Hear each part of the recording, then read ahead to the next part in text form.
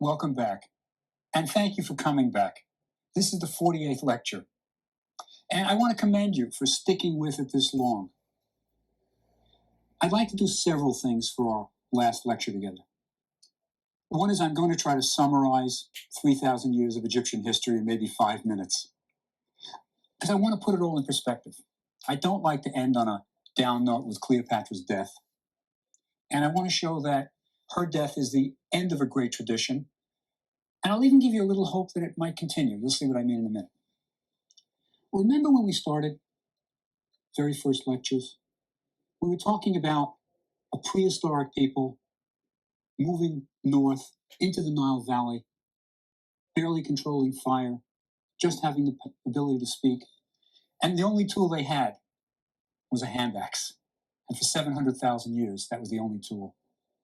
But then, when we entered the historic period with writing, it all started to happen very quickly. Narmer unified Egypt. Egypt becomes the first nation in history. And we start to get great things happening. With a centralized government, the king can control irrigation ditches. You can get all of Egypt working for the common good, building things like the Great Pyramid of Egypt. It's an amazing civilization, and it happens quickly. And it lasts a long time. Think of the high points. Sneferu showing Egypt how to build the pyramids, Tutmosis III marching north, Ramses the Great, Hatshepsut, the woman who ruled as king. Cleopatra is the end of that tradition. When she dies, remember, she is almost like Isis, the goddess trying to protect her son, her infant son. She's living out a myth that all Egyptians knew for 3,000 years. But let me say something about what happens after Cleopatra's death. Because as I say, I don't like to end on a down note. Remember, Cleopatra had children. What happens to those children when Cleopatra dies with the bite of a cobra? Now, interesting, by the way, isn't it? That symbol of the king's protection is how Cleopatra chooses to die. She knew what she was doing. It was the cobra that was going to protect her from Octavian, bringing her back in chains and paraded in Rome. She knew what she was doing. She also was thinking about her children. Caesarion is about 17 years old when Cleopatra committed suicide. And she had plans for the dynasty to continue. She sent Caesarion with his tutor to the Red Sea with treasure. They were going to sail to India and start a new dynasty. But Caesarion was betrayed by that tutor. He was told, return to Egypt. Come back with me. It'll all be okay. But no, it wasn't okay.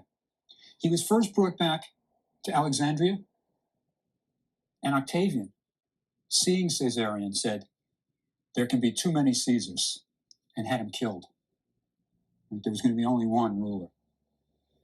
So Caesarion is killed. And she's got 3 more children. Remember the twins? Alexander Helios, Cleopatra Selene, right? The twins. And she's got young Ptolemy, another son. Those 3 children are sent to Rome to be raised, believe it or not, by Antony's widow, Octavia. And she takes them in. She's always this perfect Roman wife. Now, some of the children, 2 of the children disappear from history. We don't know what happens to them. But we do know what happens to Cleopatra Selene. At the age of 14, she marries Juba II. He is the king of Mauritania. Right? This is area around Morocco. She is married to Juba II. Now, Juba II is a scholar. and a kindly man. And they have a good marriage, a very good marriage. And they have children. They have a son, and you know what they name? Ptolemy. Ptolemy. And there's a daughter, Drusilla. Let me tell you how Ptolemy meets his end. Juba II, as I say, is a scholar. And he learns that from a shellfish, kind of shellfish, called a murex, you can extract a purple dye. It's very valuable, but very difficult to extract.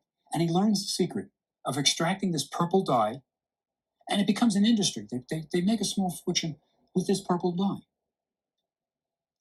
And their son Ptolemy is given a cloak dyed purple, very purple. And of course, purple is the color of royalty. And Ptolemy goes to Rome to visit his cousin Caligula. That is Ptolemy's cousin.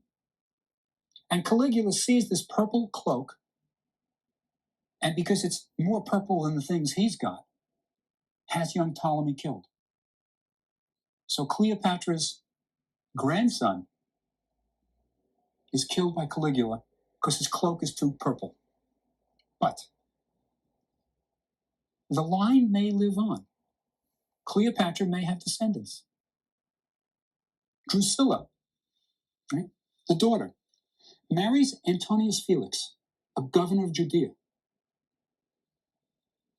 Now, we do not know if she has children. She disappears from history, but it is quite possible that Cleopatra's lineage lives on in the blood of Drusilla and her descendants. So Cleopatra may, in some sense, still live. But anyway, let me say some other things about why it's good that you've studied Egypt so long, these 48 lectures. We have a legacy that we owe to Egypt. And if you think back about all the things we've discussed, you'll see it's considerable. For example, our 365-day calendar, that's owed to Egypt. Papyrus, the origins of our paper, we owe that to Egypt. But I think more important, a lot of our religion is derived from Egypt and it's not acknowledged. For example, the obvious one is thinking back to Akhenaten, our heretic king of the 18th dynasty, who on the banks of the Nile became the first one to say there is only one God. Monotheism originates in Egypt. But there are more subtle things that we get out of this. Think about Christianity and how the Trinity, the very notion of the Trinity, perhaps comes from Egyptian gods that always came in triads, threes, Amun, Mut, and Khansu, right? And the other trinities. But also, let me suggest some real long shots. The Madonna and Child is very much like ancient Egyptian statues of Isis suckling the infant Horus. I wouldn't be surprised if they come right out of Egypt. And you know, when you look at Tutankhamun's golden coffin, look what he's holding in his hand. The signs of authority, a flail, but also a crook, a shepherd's crook, just like the archbishops carry, right? Comes out of Egypt. And if you look at the Pope's mitre, the hat that the Pope wears, it's the white crown of Egypt. It's the white crown. Also, the basic concept of resurrection. That's Egyptian. They believe in resurrection. The whole centrality of incense to ritual comes out of Egypt. So there's plenty that we owe to Egypt. Just one reason for studying Egypt in these 48 lectures. But let me end a little bit on a light motif. I want to talk about Egyptology's legacy in film and literature, kind of the fun stuff of it. There are loads and loads of mummy movies. And I think that if you now, given what you know about Egypt and Egyptology, look at these movies, I think you'll really have a lot more fun. The earliest movie, by the way, the earliest mummy movie that I know of is about 1918, 1919, and it's called The Eyes of the Mummy Ma. It's a German film starring Pola Negri, right? And let me say this, it's before we had our concept of the mummy as this wrapped fiend dragging across the screen. This mummy movie is so bad that you can't figure out who the mummy is. Truly. You watch the movie, you just don't know who the mummy is. But this was before the classic 1933 or so movie, The Mummy, starring Boris Karloff.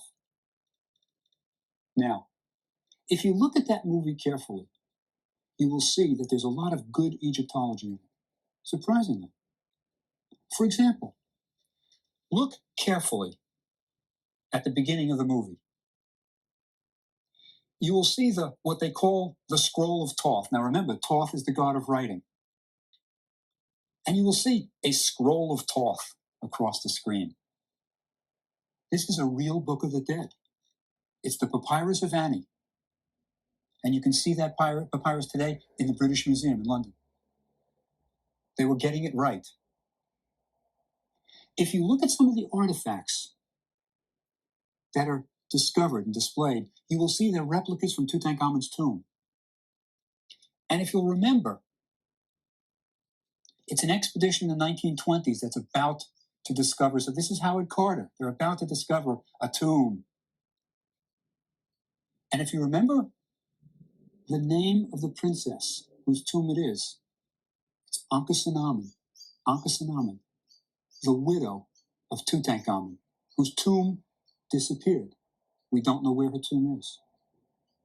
So this is a little bit of a legacy of Egyptology. And there's one more little thing you should look for in that movie. Do you remember who the mummy's name is? What the name of the mummy is? It's not what you think. Many people think it's Karas. Nope. It's Imhotep. Imhotep, the architect of Zaser's Step Pyramid. And you know how powerful the image of the mummy is? This will surprise you. The mummy appears on the screen for no more than a minute in the entire movie. But that's what you remember, the mummy. Now there are sequels to this classic 1933 movie. The best one, I think, well, there's actually three that come after it. Universal Studios, who made the classic Mummy, made so much money from this film that they had to have sequels, right? And they did several sequels. Boris Karloff didn't appear in any of them. And they're much more hokey than the first one. Because I think what's been lost is the personality of the mummy. In the first one, the mummy has a love. You care for the mummy. You kind of almost root for the mummy. In these, the mummy becomes this bandaged thing with no personality. But if you'll remember, the people who keep the mummy alive is the high priests of Karnak, right? And there's a medallion, right? A secret medallion. And to make the mummy come alive, that's where we get tanna leaves, right? So it becomes, there are traces of Egyptology in these movies, but they become rather hokey. Now, the Indiana Jones one, where they're looking for the lost Ark of the Covenant, if you remember, back from our Tanite kings and our Libyan kings, they're looking for the Ark of the Covenant in Tanis, in the Delta in Egypt. That's a little bit of Egyptology there. And if you look for these things in the mummy movies, I think you'll see there's a lot more to be seen in them. You know, the most recent mummy movie, the one called The Mummy, the 1999 movie, it's not really Egyptological. It's kind of much more sci-fi, high-tech mummy. But look carefully and you'll find Egyptology. It's a little bit wrong, but it's interesting to see. For example, do you remember that there are canopic jars in the movie that feature significantly? But how many were there? Well, in ancient Egypt, there were 4. But in this movie, there are 5. Right? They didn't quite get that right. Also, if you remember, thousands of scarabs are creeping all over. I mean, that's The scarab was always the protector in ancient Egypt, but here it's a destroyer. So we get themes in the movies that I think, given what you know now, I think will be more fun to watch and you'll pick up on things. So run out and rent a few of these movies and look at them. And I think the one that you really shouldn't miss is the Elizabeth Taylor Cleopatra film, because you will see that it is very true to history.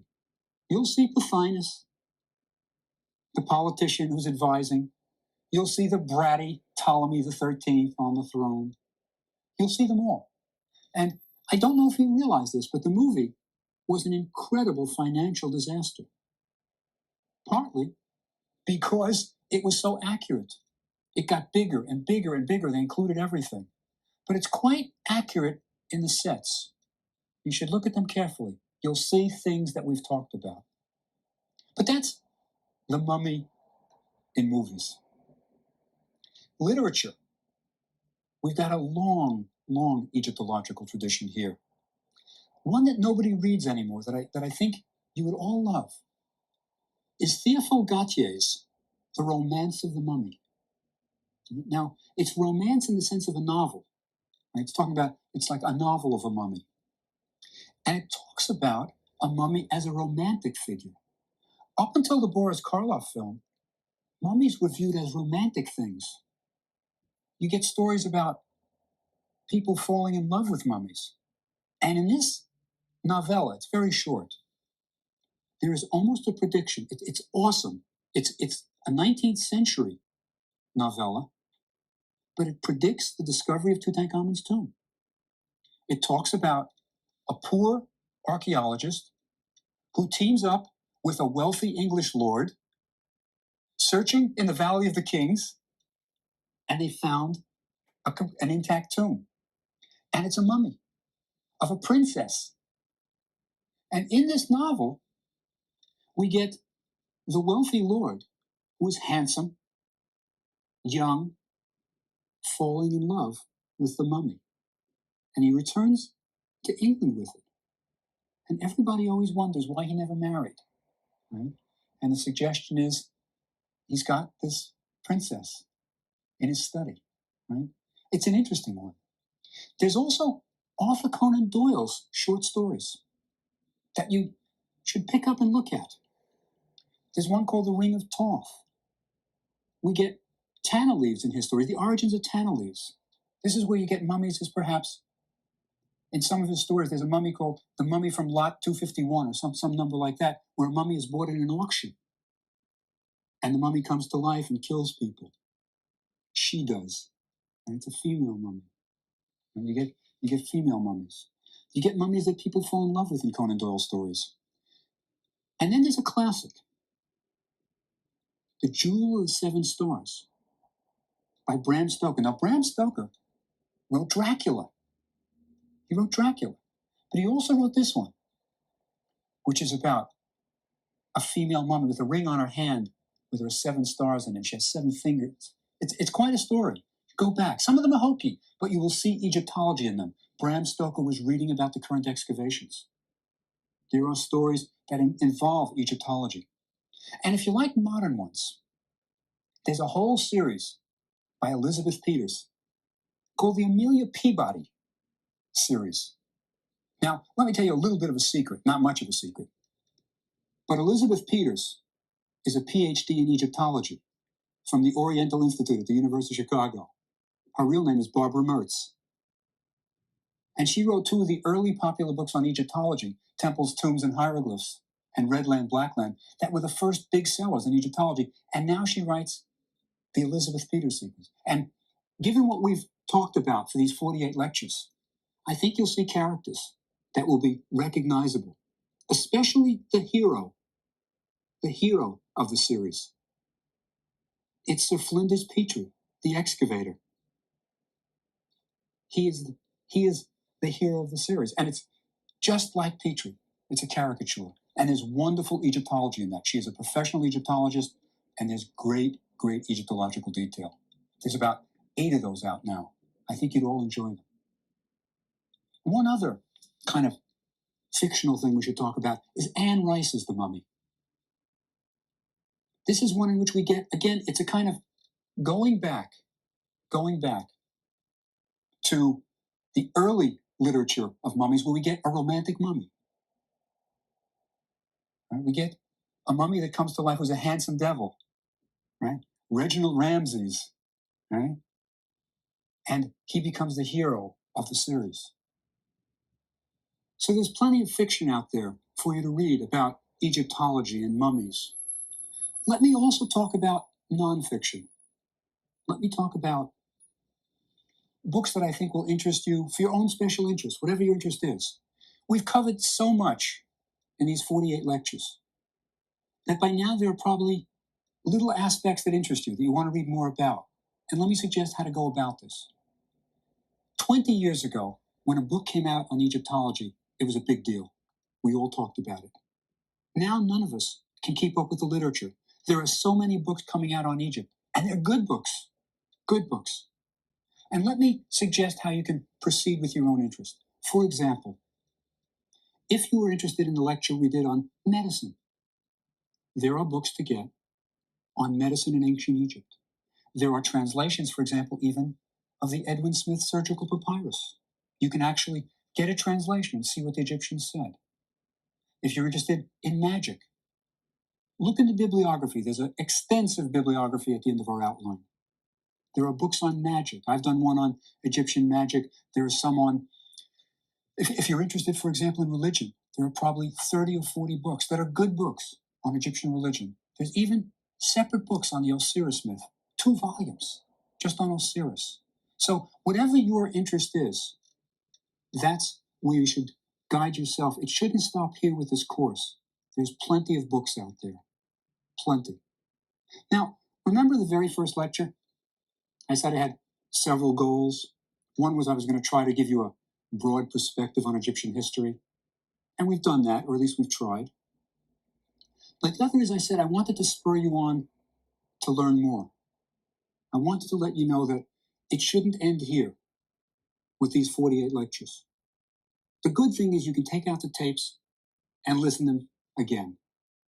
But let me make some suggestions of things you can do, societies you can join, places you can go to continue the interest in Egypt. First, go to the primary source. If at all possible, go to Egypt. Walk the land. Walk through Hatshepsut's temple at Deir el-Bahari. Look on the wall. You'll see her expedition to Punt. Walk through and look at another wall, and you'll see the 2 obelisks on the barge, end to end, being towed. You can go even to the Sinai and visit the turquoise mines where Sneferu sent his expeditions. This is real history. If you go to Cairo, of course, on the outskirts of Giza are the pyramids. You'll see the Great Pyramid. But go to the Egyptian Museum in Cairo. There you can visit the treasures of Tutankhamun.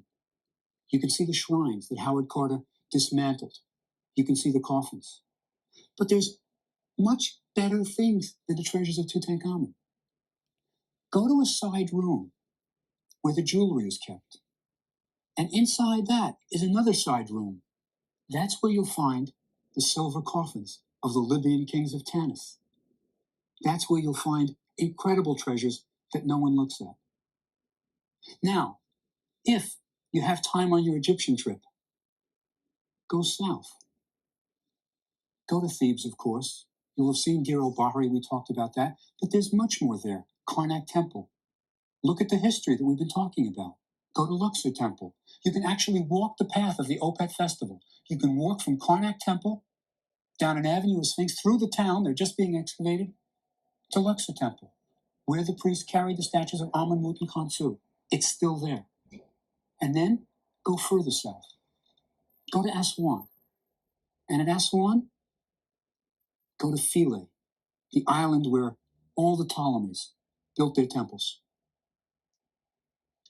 Don't forget in Aswan, the unfinished obelisk. Get an idea of how big it was.